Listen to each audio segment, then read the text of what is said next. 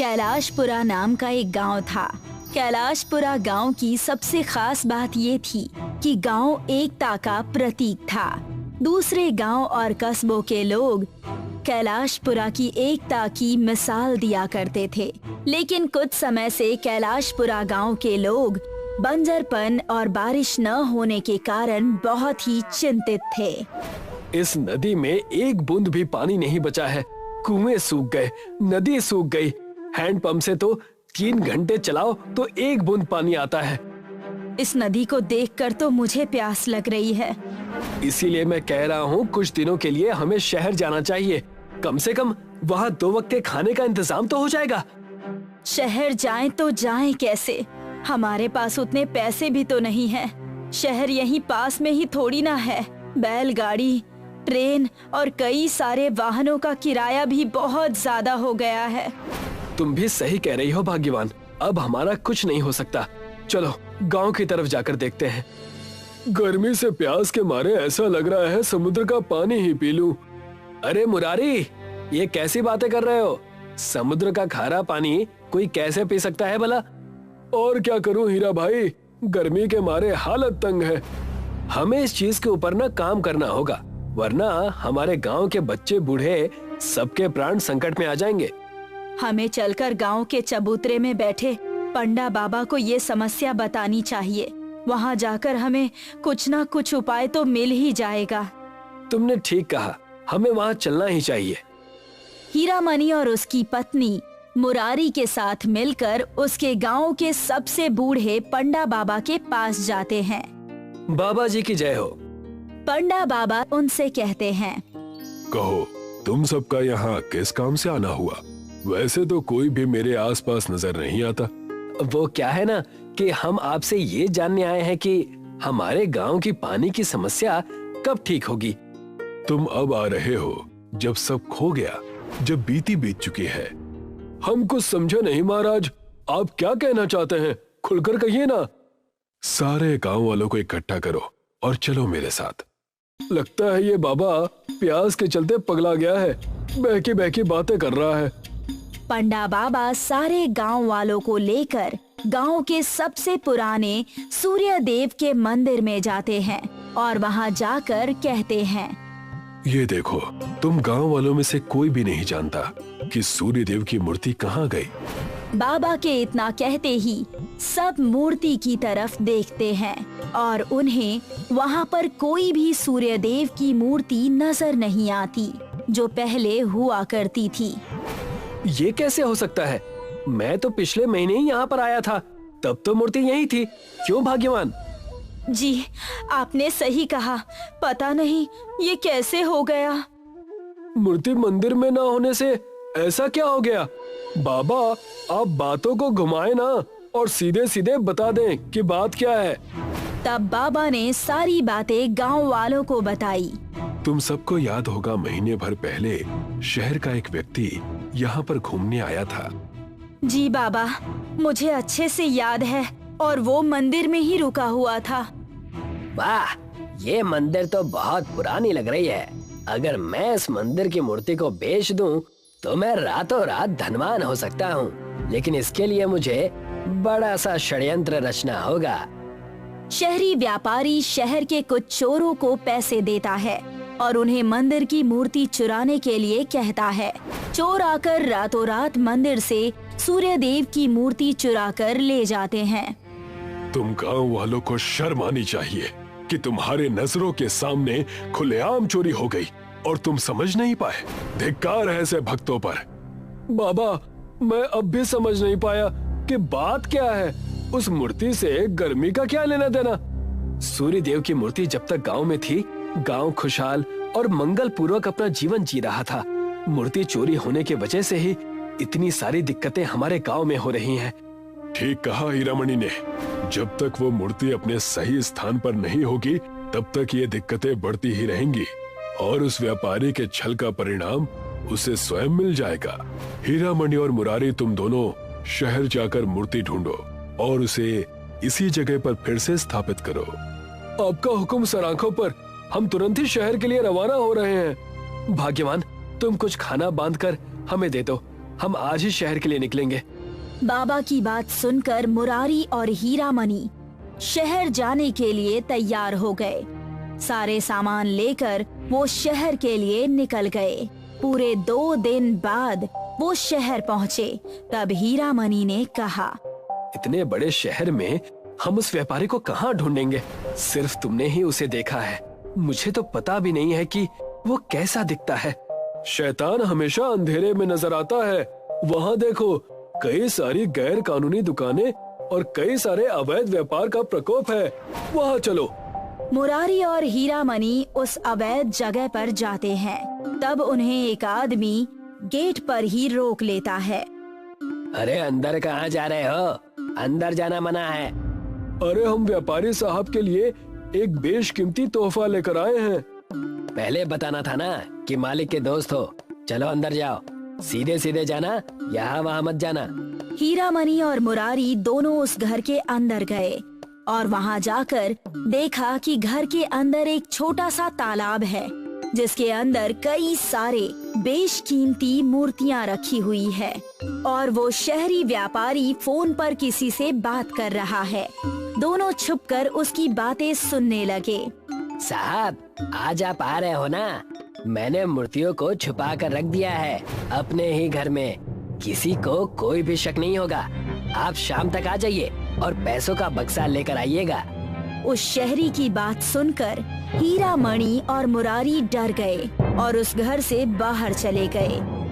हमारे पास ज्यादा समय नहीं है, हमें कुछ भी करके पुलिस को बुलाना होगा। तुमने ठीक कहा, इस दरिंदे को जल्द से जल्द हमें काल कोठरी में डालना ही होगा। हीरामणि और मुरारी दोनों ने तुरंत ही पुलिस को बुलाया और उन्हें सारी बातें बता दी। पुलिस वाले ने उस शहरी व्यापारी को गिरफ्तार कर लिया। मुझे छोड़ दो, मैंने कोई गलती नहीं की है, जाने दो। तुम दोनों ने मिलकर अच्छा काम किया है। अपनी मूर्ति लेकर चले जाओ। रही बात इसकी, तो हम इसे सही जगह पर पहुंचा देंगे। हीरामणि और मुरारी दोनों सूर्य देव की मूर्ति लेकर वहां से अपने गांव आ जाते हैं। गांव वाले उन्हें देखकर खुश हो जाते हैं। तुम दोनों पर गांव को नाज है। जल्दी से इस मूर्ति को उसके स्थान पर रख दीजिए। गांव वालों ने मिलकर सूर्य देव की मूर्ति को स्थापित किया।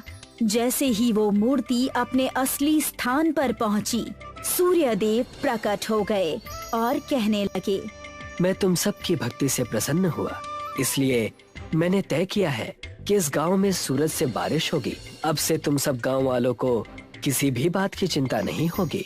इतना कहकर सूर्य देव वहाँ से चले गए और उनके जाते ही सूरज से बारिश होने लगी और सारी तपती हुई गर्मी खत्म हो गई। बारिश इतनी जोरदार थी कि गांव वाले बहुत खुश हो गए।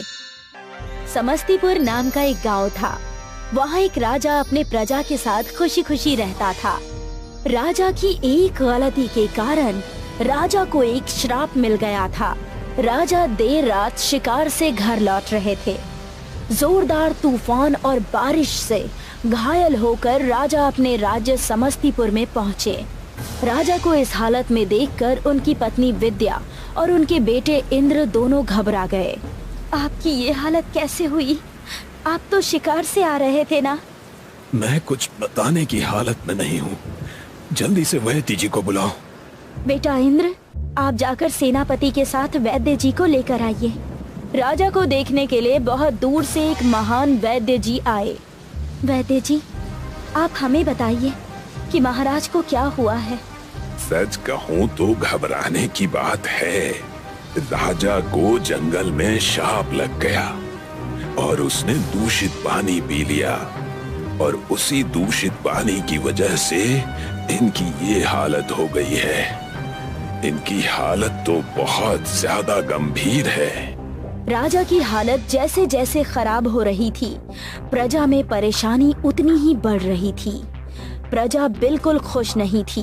लोग बाग बीमारी से मर रहे थे। लोगों का बुरा हाल हो रहा था। राजा की बीमारी को देखकर गांव में सभा बुलाई।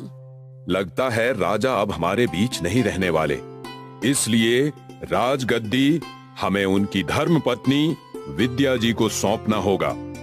अगर हम राजगद्दी उन्हें सौंप देंगे तो हमारा राज्य पहले जैसा हो जाएगा। सही कहा तुमने। कुछ ही दिनों में राजा की मृत्यु हो गई। प्रजा और राज्य ने ये तय किया कि रानी विद्या को राजगद्दी सौंप दी जाए। रानी ने प्रजा के विचार के बाद राजगद्दी स्वीकार कर ली। मैं वचन देती हूँ कि समस्तीपुर के लिए अपनी जान तक दे दूंगी और पूरी प्रजा का ध्यान रखूंगी। बिल्कुल सही। रानी विद्या की जय हो। रानी के राजगद्दी लेने के बाद भी प्रजा खुश नहीं थी। लोग दूषित पानी और राजा के श्राप की वजह से मर रहे थे। इस बात की समस्या लेकर सेनापति रानी के पास गए। महारानी की जय हो। मैं आपके पास राज्य और प्रजा की समस्या लेकर आया हूँ। महाराज की मृत्यु के बाद समस्याएं और बढ़ गई हैं। प्रजा के लोग धीरे धीरे बीमार होकर मर रहे हैं। बच्चे बूढ़े सब इस दूषित पानी का शिकार हो रहे हैं। हमें इसका उपाय ढूंढना होगा, वरना हमारी प्रजा परेशान हो जाएगी। प्रजा की चिंता तो मुझे भी है।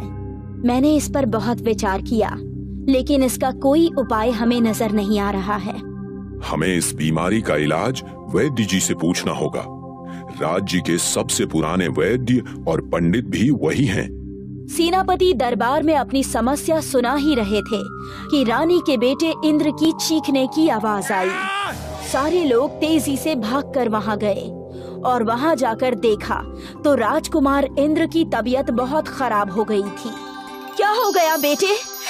आपको अचानक ही क्या हो गया? पता नहीं माँ, मैंने बस पानी पिया और मेरे पेट में दर्द होने लगा। बहुत जोर से दर्द हो रहा है।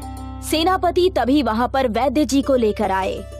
आइए वैद्य जी, मेरा जी बहुत घबरा रहा है।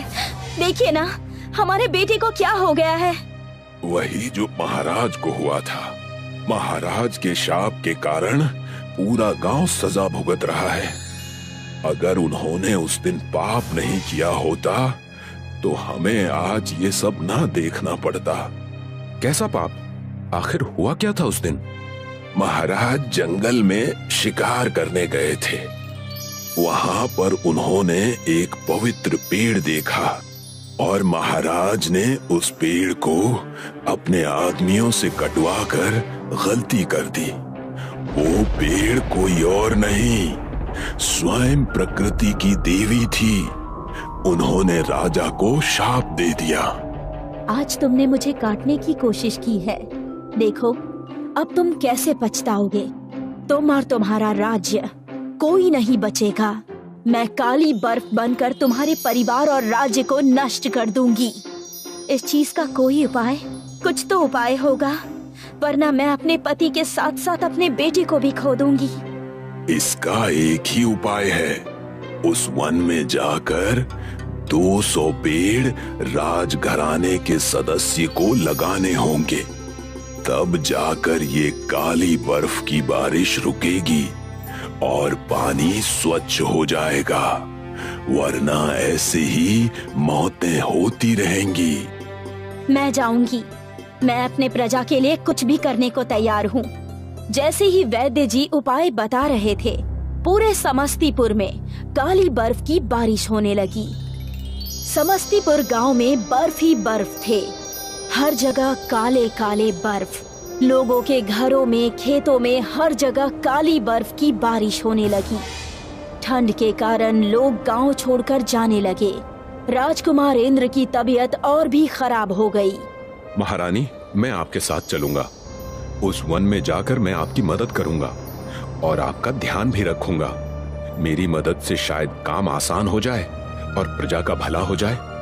ठीक है सेनापति, आप और मैं जाकर राज्य को बचाएंगे और पूरी प्रजा को फिर से गांव में वापस लेकर आएंगे। रानी और सेनापति जैसे तैसे समस्तीपुर से निकल गए। समस्तीपुर में एक हफ्ते से बर्फ की बारिश हो रही थी। पूरा राज्य खाली हो गया। रानी और सेनापति दोनों ने जैसे तैसे समस्तीपुर के काले बर्फ की बारिश को पार किया और उसके बाद वो दोनों उस वन में जा पहुंचे। रानी अपने साथ 400 पेड़ों के पौधे लेकर आई थी। रानी ने सोचा था कि पाप से बड़ा प्रायश्चित करेंगी। जैसे ही रानी ने पौधे लगाना शुरू किया, वन में काली बर्फ की बारिश शुरू हो गई। सेनापति, मेरी रक्षा कीजिए। वरना हमारा ये काम अधूरा रह जाएगा। जी महारानी जी, आप फिक्र मत कीजिए, आप पौधे लगाते रहिए, मैं कवच बनकर आपकी सुरक्षा करूंगा। सेनापति ने रानी को अपने भाले और कवच से बचाए रखा जब तक वो पौधे लगा रही थी, और रानी पर उन्होंने आंच तक नहीं आने दी। कुछ ही समय में रानी ने 200 पौधे लगा दिए और बारिश रुक गई। लेकिन इन्हीं सब में सेनापति की मृत्यु हो गई।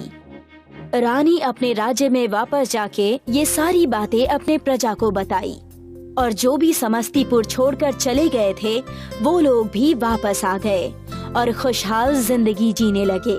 रानी ने सेनापति के सत्कार में उनका एक बहुत बड़ा पुतला बनवाया और सेनापति को सम्मान दिया। ये सारी बाधाएं सेनापति की वजह से ही टली हैं, और ये पुतला उनकी वीरता का प्रतीक है। सेनापति की जय, रानी की जय। पूरा समस्तीपुर गांव खुशी खुशी रहने लगा, और उनका बेटा इंद्र भी अब बिल्कुल ठीक हो चुका था और प्रकृति की सेवा करने लगा।